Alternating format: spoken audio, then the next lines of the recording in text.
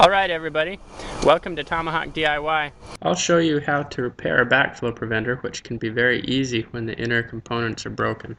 Starting it up this spring, I discovered that there seems to be some faulty components inside this backflow preventer. This particular model is a Febco 765-1. The one is for a 1-inch. It should be a fairly straightforward item to repair. There's a rebuild kit that you can purchase that goes inside here for some of the parts that are more than likely where the damage is.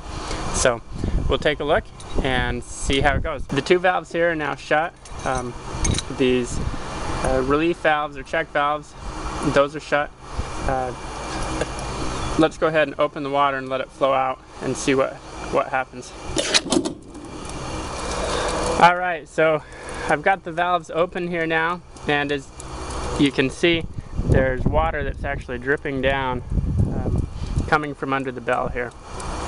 So something in there, whether it's an O-ring or maybe some of the components that move up and down as the backflow preventer have failed, we'll find out. But the leaking water is obviously a problem. So in order to begin our fix, we're going to first shut the valves to the backflow preventer. To isolate the backflow preventer, we'll relieve some pressure. To do that, there's plugs in the side, those can be removed. And taking the screwdriver, we can open this up. Allow a little bit of water and pressure to drain out. When it comes time to turn these back on, we'll want to remember to close those valves. So first here on the top, there's a nut. Fairly easy to take off the bell.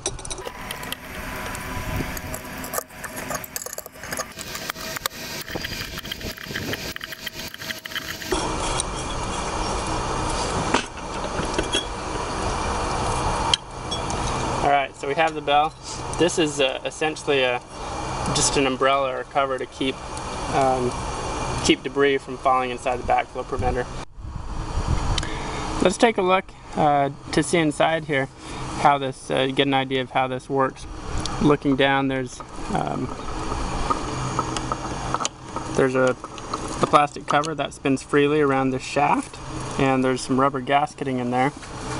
I'm going to go ahead and slowly open the valve. Water's starting to fill up and coming to overflow. Now you'll see it pop up as we give it a little more pressure. That is a lot of water. Alright, so you see this device is now popped up. It's sealed against it. I saw the spray initially until there was sufficient pressure to actually cause it to pop, and we're still leaking down the side, which suggests maybe that there's something either blocking some of the gasket or damaging it. Alright, there's a few different ways to loosen this.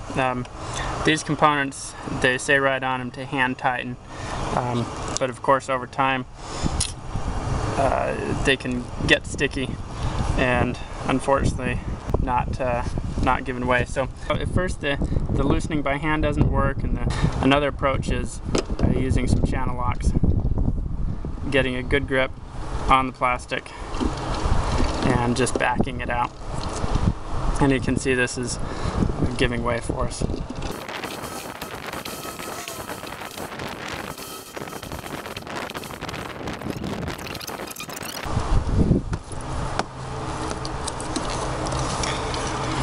Okay, we've got this loosened.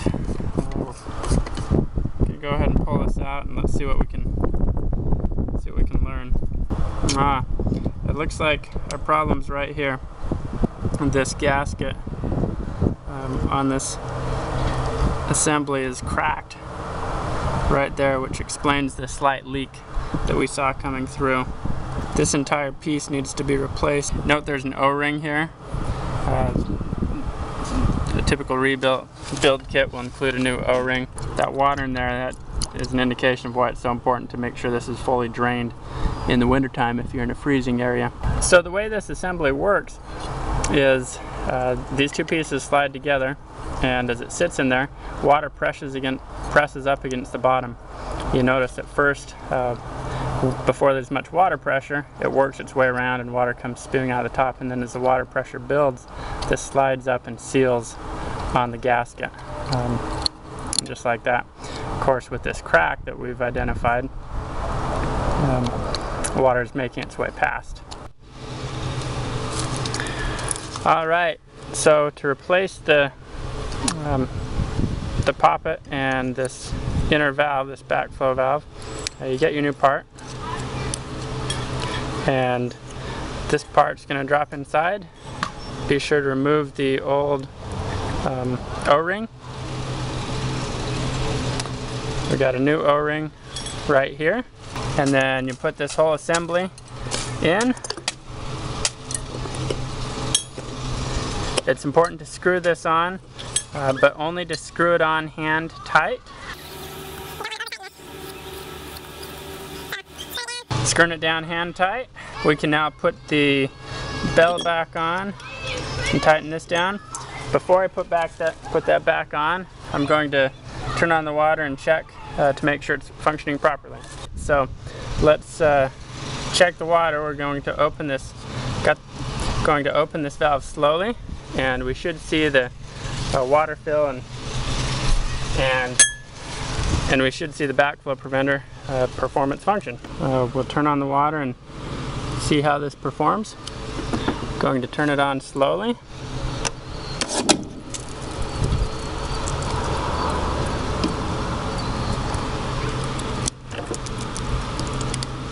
And it's put the water up, or pushed up the poppet, creating the seal. There doesn't appear to be any water leaking down the sides, so we should be good to go. Now the last step is to simply replace the bell. You want to tighten down the nut.